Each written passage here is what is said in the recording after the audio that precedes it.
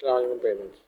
अच्छा, अब हमने इस वीडियो में क्लास 7 प्रिपरेशन के हवाले से एक टॉपिक अलजेब्रा का जो कि हमारे पास इंट्रोड्यूस कराया है मैंने। इसमें काफ़ी डिटेल में वीडियो बनाई है इसको ताकि बच्चे को आसानी से समझ में आ सके और क्लास 7 की प्रिपरेशन के लिए वो अपेयर हो सके।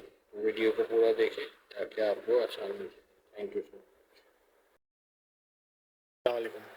आज का जो टॉपिक है वो है अलजेब्रा का टॉपिक। हमारे पास क्लास 6 का ये टॉपिक है, ठीक है। जो बच्चे क्लास 7 के लिए अपेयर हो रहे हैं उनके लिए है ये टॉपिक, ठीक है। क्लास हमारे पास 7 कैम्ब्रिज के लिए जो भी बच्चे अपेयर हो रहे हैं उनके लिए है टॉपिक अलजेब्रा का। इंट्रोडक्शन टू अलजेब्रा है, ठीक है। अलजेब्रा की इंट्रोडक्शन है। अलजेब्रा हमें पता है कि मैथमेटिक की ब्रांच है, ठीक है, जिसके अंदर हमने कुछ वेरिएबल और कोफिशिएंट के बारे में हम पढ़ते हैं, ठीक है। सबसे पहले जो है इसमें हमने वेरिएबल कांस्टेंट के बारे में बताया। इसके बाद हमारे पास यहाँ पे बताया हुआ है कि किस तरीके से हमारे पास अगर हमारे पास लिखा हुआ है 2n लिखा हुआ है, फर्स्ट कर लें, तो इसमें वेरिएबल और कोफिशिएंट कौन सा होगा, वेरिएबल और नंबर कौन सा होगा, तो कांस्टेंट कौन सा होगा। तो कांस्टेंट जो भी हमारे पास नंबर होता है वो कांस्टेंट होता है, और वेरिएबल जो भी इंग्लिश अल्फ़ाबेट होते हैं वो हमारे पास वेरिएबल है, ठीक है। इसमें एग्जांपल दी हुई है, जैसे n1 n2 n3 करके दिया हुआ है, ठीक है। 2n2 2n 2n 2n दिया हुआ है, तो इसमें वेरिएबल और कांस्टेंट के बारे में बताया गया है, ठीक है। इसी तरीके से n+2 एक दिया हुआ है, तो उसका मतलब क्या है हमारे पास कि जिस जैसे n जो है हमारे पास वेरिएबल है और कांस्टेंट जो है वो 2 है, ठीक है।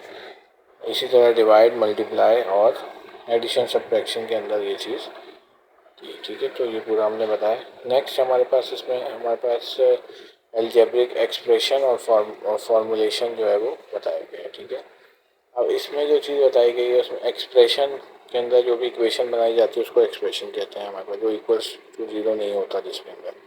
इसमें a+b एक दिया हुआ है, तो इसमें हम अगर फॉर्मेशन में लिखेंगे तो क्या है, a is added 2 is added to a। इसी तरह b-5 3n n/5 और -4, ठीक है। तो ये सारी चीज़ें जो है हमारे पास एक्सप्रेशन के फॉर्म में है, और उसको फॉर्मेशन में इस तरीके से हम लिखते हैं, एडिशन, सब्ट्रैक्शन, मल्टीप्लिकेशन और डिवीज़न, जो मैंने आपको बता दिया, ठीक है। तो ये हमारे पास अलजेब्रिक एक्सप्रेशन की फॉर्मेशन है, ठीक है। और हमारे पास a collection of constants of literature variable connected by one or more arithmetic operation is called the algebraic expression. यानी कि एडिशन और सब्ट्रैक्शन में कोई ना कोई एक इंग्लिश अल्फ़ाबेट अगर यूज़ हो रहा है तो वो आपकी एक्सप्रेशन कहलाती है, ठीक है।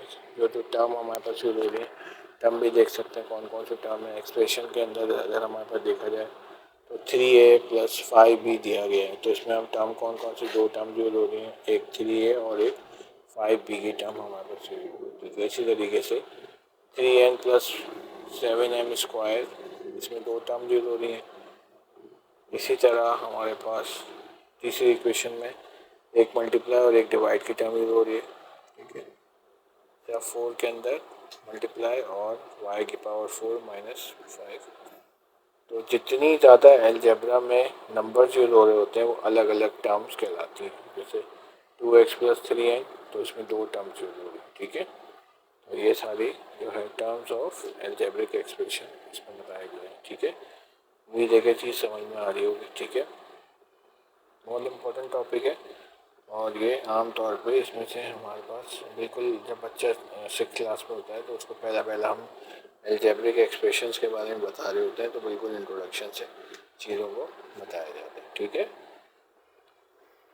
अब इसके बाद जो हमारे पास चीज़ है वो क्या है, इसमें भी मज़ीद उन्होंने क्लियरिफाई करा है कि हमारे पास जैसे 6abc + 4a² - 4 है, एक इक्वेशन ये दी हुई है, ठीक है। इसमें अगला टॉपिक जो हमारे पास बताया गया है, इसमें वेरिएबल और कांस्टेंट या कोफिशिएंट बताए गए। कोफिशिएंट मतलब कोई भी नंबर, और वेरिएबल मतलब ABC अल्फ़ाबेट जो होते हैं। इसमें लाइक और अनलाइक टर्म बताए गए। जैसे लाइक टर्म का मतलब ये होगा कि जैसे 2x + 2x + 2x है, तो ये लाइक टर्म्स कहलाएंगे। जैसे 2x + 3y हो जाएगा तो 1 लाइक टर्म है, बताई हुई एक ही जैसे वेरिएबल की सारी चीज़ें जितनी होती हैं वो सब आगे देख लेते हैं लाइक टर्म्स के कि हमारे पास जो ठीक है। लाइक टर्म और इन लाइक इसको भी टर्म की देख लेते हैं एग्जाम्पल अच्छे है, तरीके से। उसमें क्या बताया गया है। फिर इसके काफ़ी बाद वर्कशीट भी हमने लगाई है दो, हो जाती उस हैं। वर्कशीट्स को भी अच्छे लाइक तरीके टर्म से और करना है अनलाइक टर्म ताकि क्या होगा जो है वो आपको समझ में आ हमने जाए आगे इसके अंदर और वर्कशीट के हिसाब से फिर आप आगे की वर्कशीट्स को तरफ भी उस आपको अच्छी अच्छी तरीके प्रैक्टिस से में करना है रखते ताकि हैं। आपकी ठीक है, प्रैक्टिस जो है वो तो ये सिंपल सा हमारे पास एक टॉपिक है अलजेब्रा का, बिल्कुल बेसिक्स स्टार्ट है बच्चों के लिए। तो इसमें कोई इतनी बड़ी बात नहीं है, सिर्फ हम एक्सप्रेशन और इक्वेशंस तो अभी हमने पढ़ा नहीं, एक्सप्रेशंस के बारे में।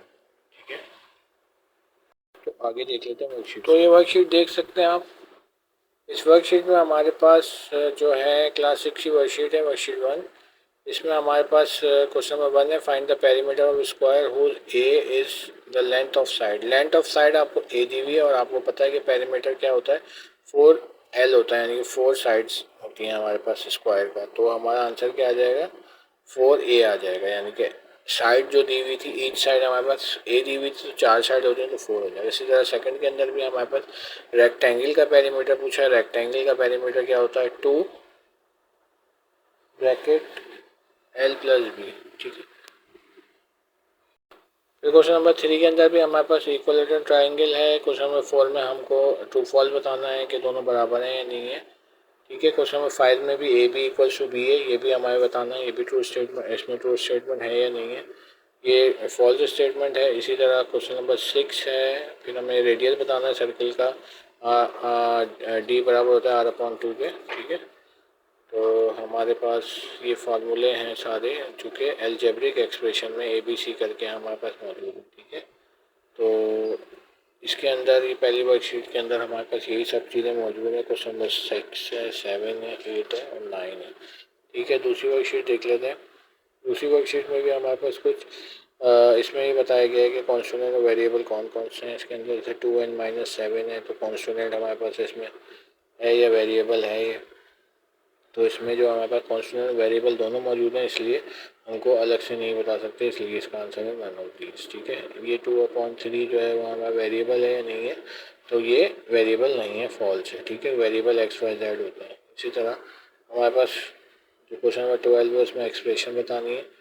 इसी तरह 13 और 14 है। ठीक है, अगला देख लेते हैं। इसमें 16 के अंदर हमें जो है डिग्री बतानी है। पॉलिनोमियल डिग्री मैं बता चुका हूँ, जैसे जो भी वैल्यू होती है एक्स वाई जेड की, जो पावर होती है वही उसकी डिग्री ऑफ पॉलिनोमियल। तो डिग्री ऑफ पॉलिनोमियल इसमें क्या है हमारे पास, यहाँ पे हमारे पास मौजूद है 2 मौजूद है, तो इसलिए इसका आंसर 2 हो जाएगा। ठीक है, इसी तरह 7 के अंदर भी ये पॉलिनोमियल का है, 18, 17, 18 में भी आपको यही बताना है। 19 भी सेम है, कोफिशिएंट बताना है। माइनस कोफिशिएंट आपको पता है कि कोफिशिएंट क्या है, -5 है, बी है आंसर। इसी तरह फिर हमारे पास 20 के अंदर भी यही बताना है कि इसमें कोफिशिएंट क्या है और वेरिएबल क्या है। तो उम्मीद है कि ये वर्कशीट के साथ जो हमने थोड़ा सा इंट्रोडक्शन समझाया है ये समझ में आ गया होगा, और इन वर्कशीट की प्रैक्टिस करें ताकि आपको आसानी हो सके समझ में। Thank you so much.